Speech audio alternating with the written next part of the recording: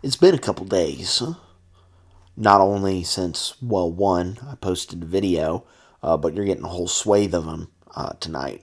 But two, since WWE Unreal Season 2 has come out.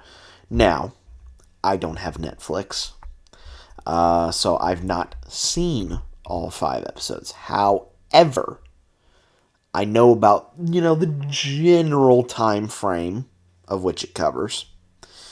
And I have to thank Cultaholic Wrestling massively for posting a video about, everything that happened. A big recap video of what happened in WWE Unreal Season 2. And so I'm going to talk about it. I'm going to give my thoughts, my review, shall we say, of WWE Unreal Season 2. For reference, the first episode is entitled No Days Off. The second episode is entitled The Truth, which we will get to a certain thing that happens in episode 2 in a little bit. Episode 3 being The Vision. Episode 4, Performance Art. And episode 5, The Pop.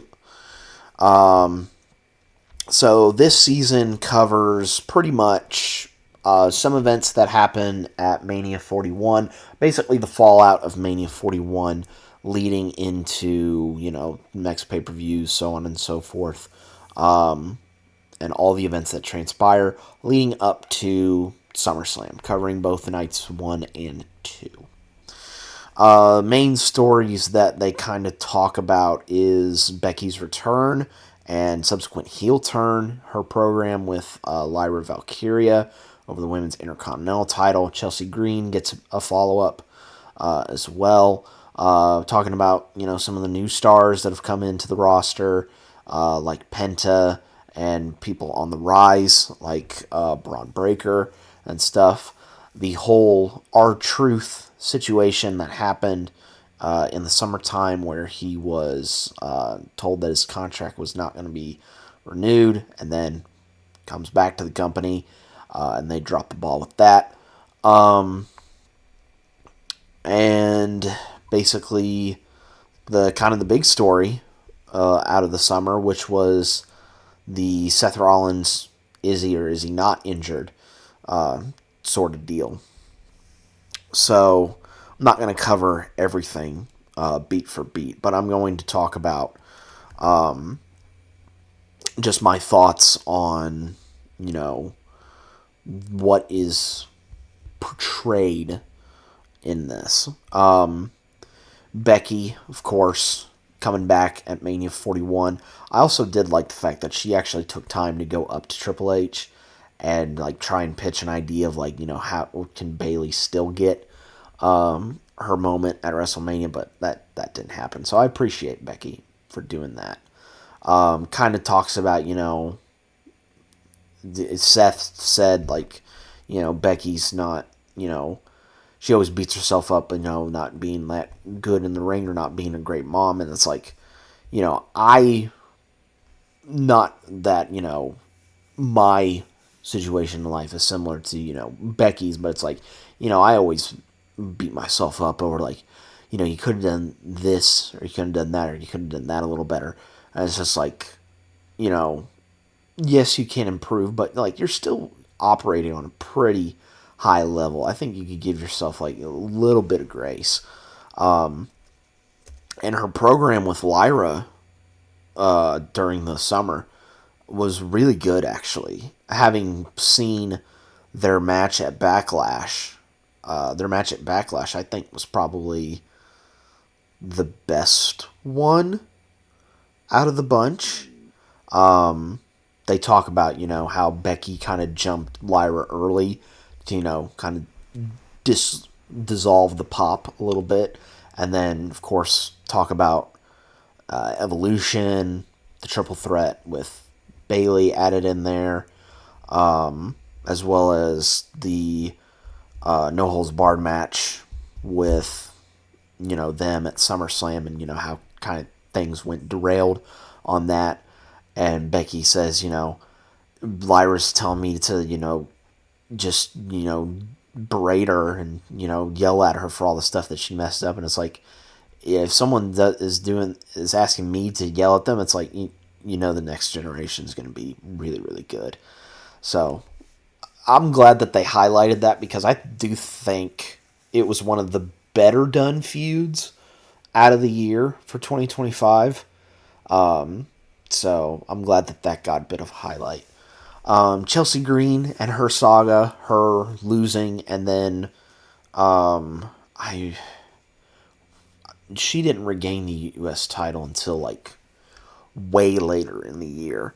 But of course, her run as U.S. champ, and dealing with her losing the title to Zelina Vega, her getting her nose busted open in the rematch at Saturday night's main event, and plus all the stuff happening in her life, building her dream house, and the aspirations of her wanting to become a mom, but not wanting to like ruin her momentum and stuff like that. And it's like, I wish the company see more. I would like to see her win a major title and not like a mid-card title, but WWE definitely have a ceiling for her.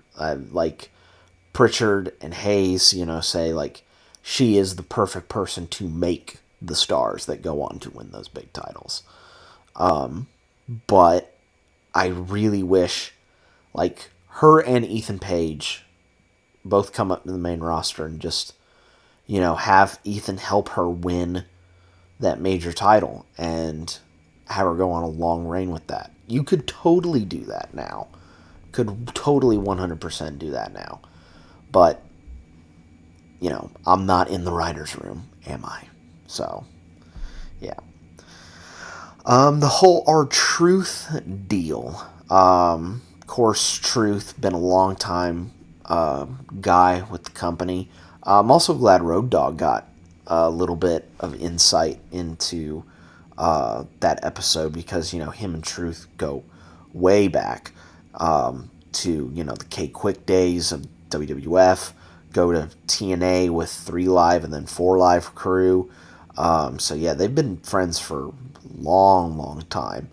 Of course, Truth had the match with Cena at Saturday night's main event, and then not too long after, he was told that his contract wasn't going to get renewed, and posted that up online, and then spread like wildfire, and people were angry. Triple H, of course, tries to save face about it and says he wasn't fired from his job, or from his position. It was just his contract was not going to be renewed. And, it's like, well, we can't meet. It's like, well, we're going to let your contract go. And he says, well, rtruth will then go, well, wait, well, can we not just talk about this? So there is a bit of hubris, I would say, right there.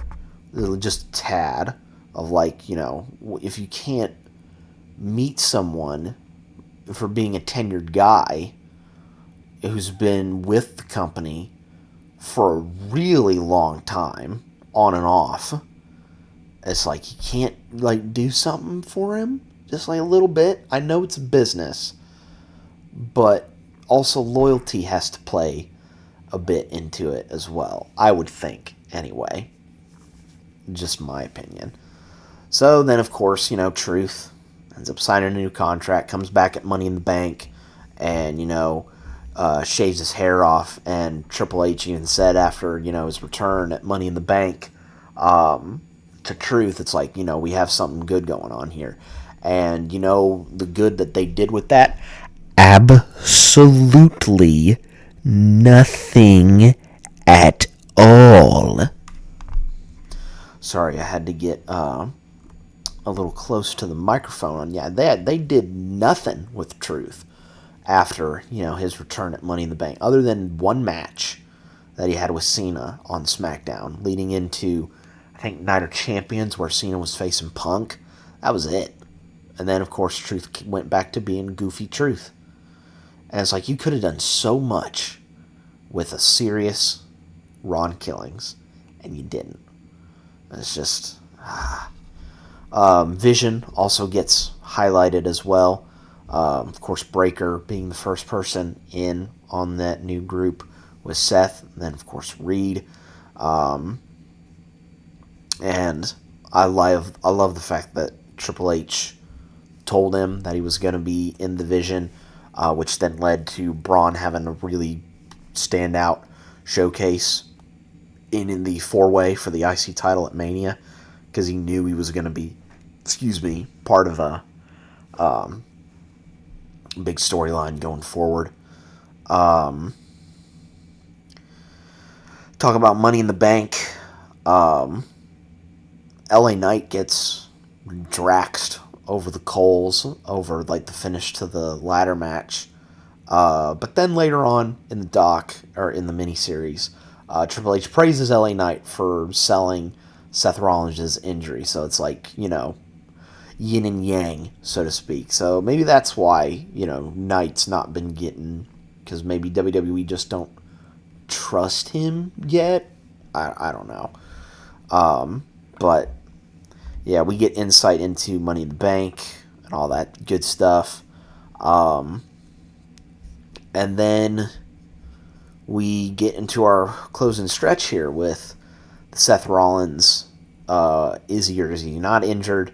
And of course, Jellyroll coming in, busting his butt, trying to, get in shape, which, credit to him, like, he has gotten into tremendous shape for his match at SummerSlam, which he did pitch to lose. And of course, all the stuff going on, women's IC title match, like I mentioned. Cody and Cena, their match as well. Brock Lesnar's return. And of course, the big reveal, Seth not being injured, going out and cashing in his Money in the Bank on Punk. I love the fact that Rue told her teacher that my dad has a fake boo-boo, and, she almost ruined everything, but the teacher kept quiet, so good job to that teacher for keeping kayfabe. I just found that to be absolutely hysterical. But yeah, I think those are all of the big things that happened in Season 2 of Unreal. Again, this is a WWE show, essentially, so they're going to show you and tell you what they want out in the public. So take all this with a grain of salt. It's just, again, they are showing you behind the scenes, but it's the stuff that they want you to see, not what you really want to see. Of course, everyone's been looking at the whiteboard, seeing like the matches that we could have had. I'm not going to talk about that. But we do know what is going to be Unreal Season 3. And it is going to be John Cena Retirement Tour, which I think will probably just cover the good bits of the tour, which is basically SummerSlam to his last match at Saturday night's main event. They might touch upon, the heel turn and all that stuff. We'll see. But I think they'll probably just touch upon, the good bits. From after he turned face, SummerSlam match, might skip over WrestlePalooza, Crown Jewel, him winning the IC title, Survivor Series, and then, of course, last match at Saturday night's main event. Who knows? They might talk about the heel turn. I don't know. So, yeah. But yeah, that is my kind of review of WWE Unreal Season 2. Like I said, they're showing you what they want to show you. So, take everything with a pinch of salt when watching this. And, yeah. Yeah. That's pretty much it. But yeah. Be safe out there. And, yeah, pretty much it.